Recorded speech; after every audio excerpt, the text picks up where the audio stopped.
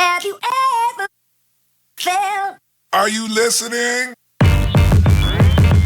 Damn.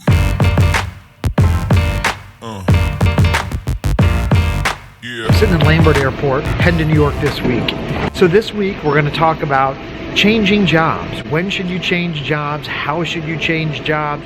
How do you tell your employer that you're taking another opportunity? What tips do I have for somebody who's changed jobs, came back to my firm, and then also hires a lot of people and frankly have lost some people along the way? Let's go to New York City, shall we?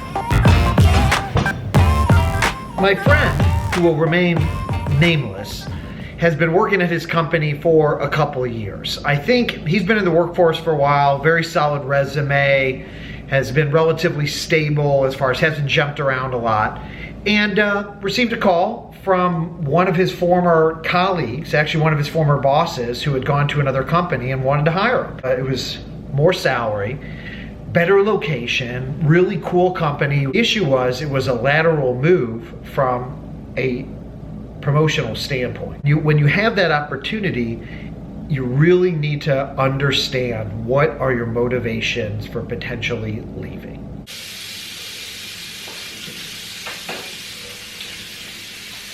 You have to understand, are you running from something or running to something? What do you like about your current job? What don't you like about your current job? Are there opportunities within your current position that could potentially fulfill the need that you think this other job has? Is the grass greener on the other side?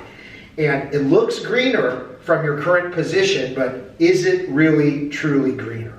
I need to head into the office this morning. All right, I gotta get out of here. Whoa.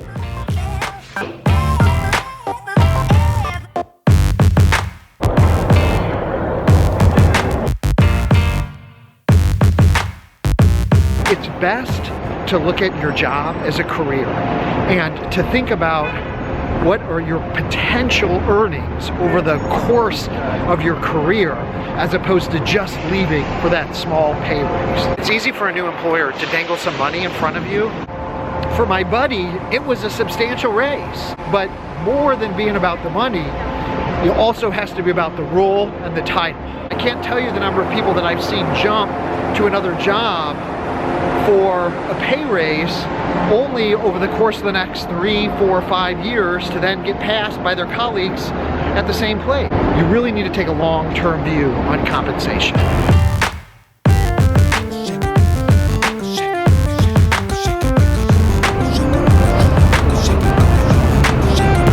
Snowy day today in New York, head to the office.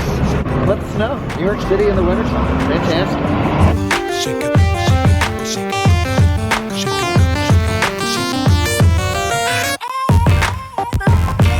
Alright, so I gotta take a call before I head upstairs for my meeting.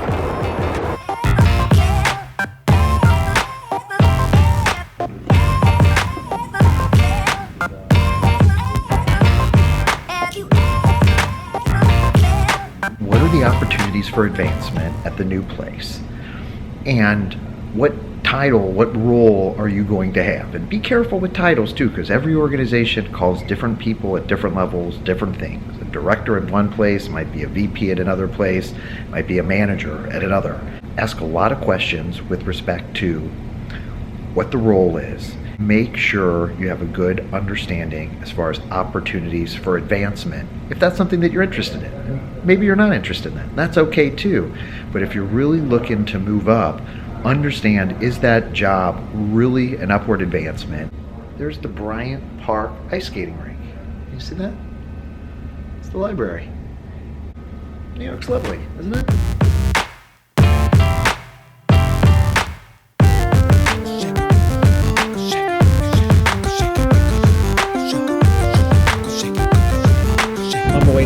airport, be careful if you're changing jobs because you need a change. Some people will look to change jobs because they think they need a change in their personal life, or they need a change in their life, more than they actually need a change in their career. And frankly, that was a mistake that I made early in my career when I left PwC after my dad passed away. I thought I was leaving for the right reasons, but in hindsight, I was looking for more of a change at work when really what I needed to do was just address some things in my personal life. If you are looking for a change and you're at a great organization, sometimes you might be able to find that change within your existing employer as opposed to going somewhere else where you're going to have to start anew. Heading home for the weekend. Can't wait to see my girls.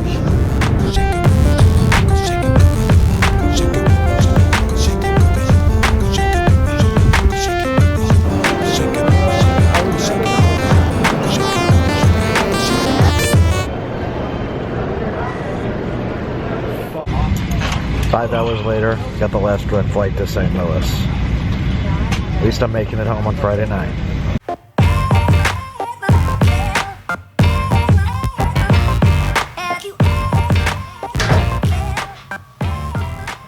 The last thing that you want to consider before changing jobs is how do you give notification to your boss, to your organization that you're ready to leave?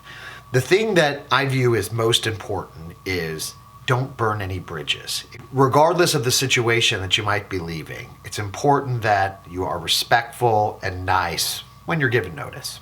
To go back to the story of my friend, before he even had the opportunity to give notice to his boss called him in the office and, long story short, promoted him. The promotion at the old job, he decided, was better than the lateral move with the new organization. What he decided to do was not even tell his boss that he had the job offer because he got the big promotion, and he went and told what was supposed to be his new boss, hey, I got this promotion, I don't think I can leave. And the person who had offered him the job totally understood. By being diligent, working hard, being respectful, keeping your ears and eyes open for opportunities, sometimes things just have a way of working out.